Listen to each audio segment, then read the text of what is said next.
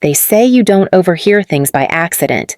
Sometimes the universe makes sure you hear exactly what you're not supposed to, just to show you the truth.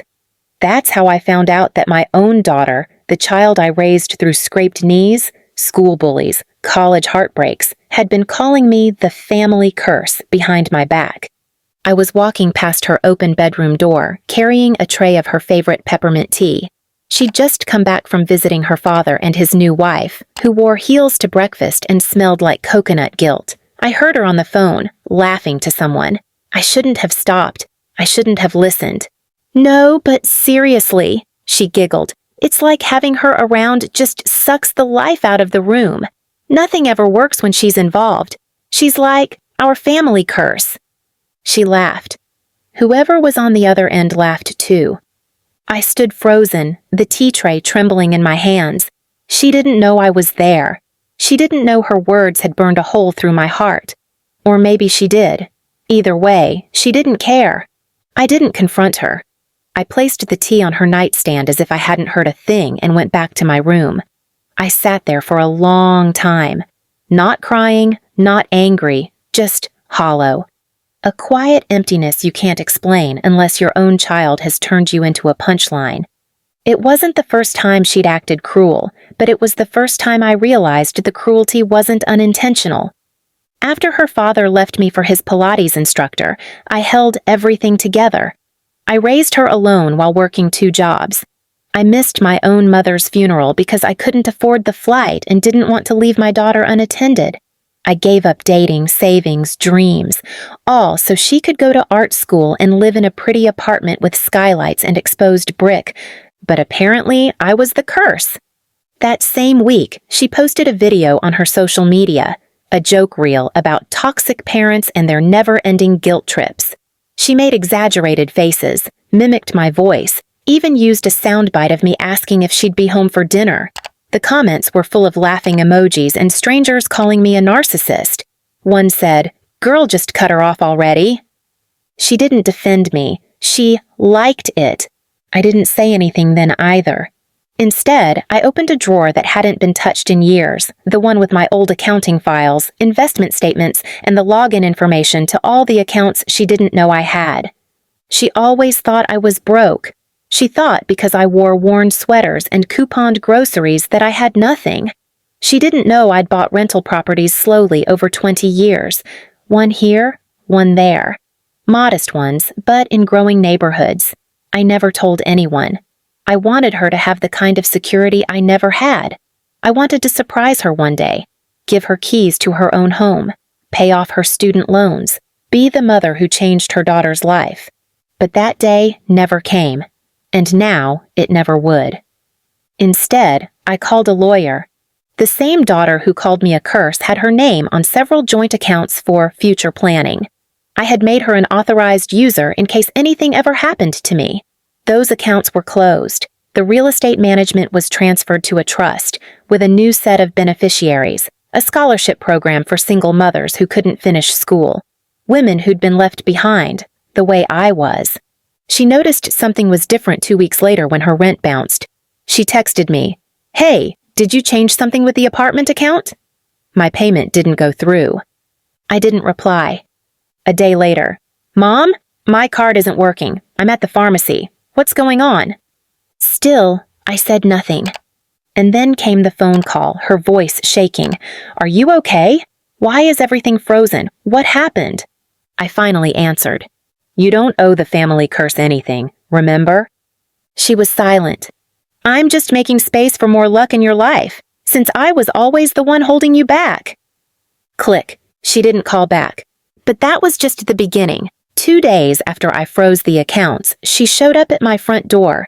Not the back apartment where she used to storm in looking for snacks and clean laundry, but the main entrance, the one she'd once called too old-fashioned and depressing.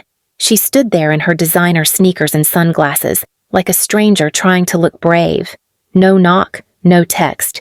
Just her shadow cast across my doormat like guilt in human form. I opened the door. Not all the way. Just enough to show her I was still standing. "I didn't mean it," she said. I raised an eyebrow. "Didn't mean what?" She hesitated. Her mascara was smudged. Maybe she'd been crying. What I said on the phone, about you being a curse.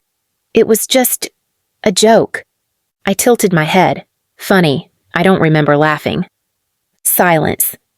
I was just venting. You're always on my back about bills and my decisions and my clothes. You mean the ones I paid for? I asked gently. Or the decisions I saved you from? She looked down. You're overreacting. There it was. That word. Overreacting. The nuclear gaslight she'd inherited from her father. The very thing I spent years trying to protect her from. Your rent was paid for 6 years. Your therapy, your car, your internship in New York. I've paid for everything so you could find yourself. My voice was quiet, controlled. And when you finally found someone to blame for your ungratefulness, it was me. She sniffled. Can't we just start over? I wanted to laugh, not because it was funny, but because she didn't understand. I had already started over. She just wasn't coming with me. There's no do-over this time, I said. This isn't a sitcom. This is my life. She folded her arms. So you're really cutting me off? No, I said, stepping fully into view. You already cut me off. I'm just honoring your choice. She left, not quietly, not dramatically. Just vanished. Like someone walking away from a gift they didn't know was priceless. 3 weeks later, I heard she moved in with her boyfriend, the same man she once told me didn't believe in jobs under 6 figures. I wasn't surprised. People like him feed off girls who want to rebel against mothers who dared to have boundaries. But karma? Karma wasn't sleeping. A few months passed. I stayed quiet, rebuilding myself. I renovated my little garden, turned the spare room into a sanctuary of warmth and books. Peace returned. Until one Tuesday afternoon, I got a call from an unknown number. Hi, came a shaky voice. Is this Mrs. Langley? Yes. This is, Madison, your daughter's friend. I didn't know who else to call. She's not okay. The next hour was a blur. I found out my daughter had been borrowing money from friends, even lying about needing emergency surgery to get help. Her boyfriend had left her after finding out she had no trust fund, no backup plan. He'd moved on to someone whose mother owned 3 salons. Figures. She was broke, alone, and finally, unfiltered.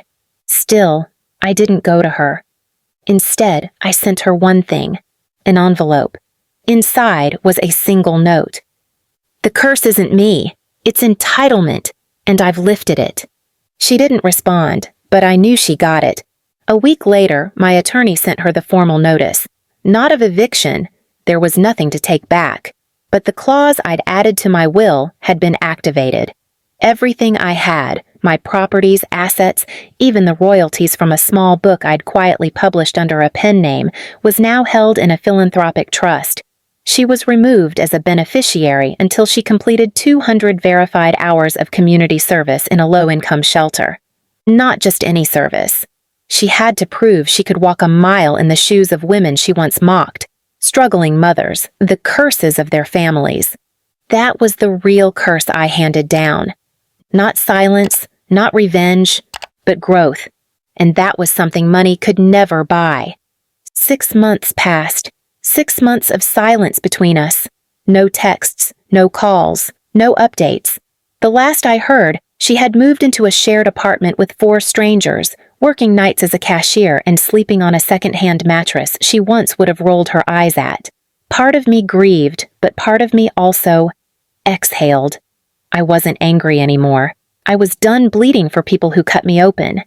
Then one morning, a pale blue envelope slid under my door.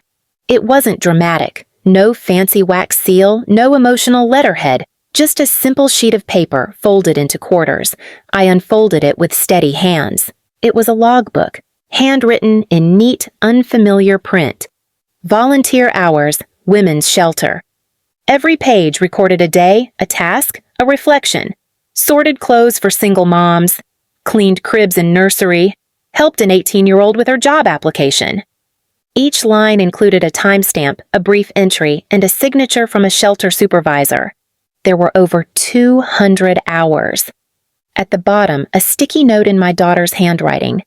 I never knew how strong you had to be to survive alone. I never knew how weak I was until I tried.